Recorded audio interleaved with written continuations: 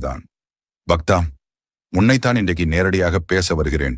நீ இப்போ சிந்தனையிலோ பிரச்சனையிலோ சந்தேகத்திலோ இருக்கலாம். என் வாழ்க்கை எப்போ நல்லதா மாறும், முருகன் எப்போ எனக்கு அருள் தருவார் என்று நீ எண்ணிக்கொண்டிருக்கலாம். இதோ இப்போது நான் சொல்றேன். இன்றைக்குள்ளே உனக்கு நான் ஒரு அடையாளத்தை தரப்போகிறேன்.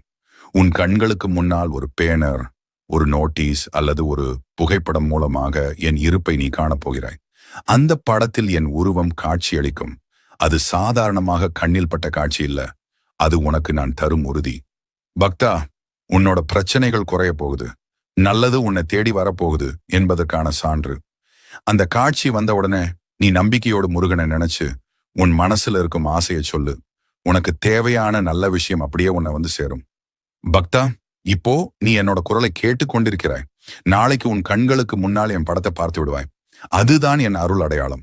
எனவே இந்த சேனலை சப்ஸ்கிரைப் பண்ணுங்க.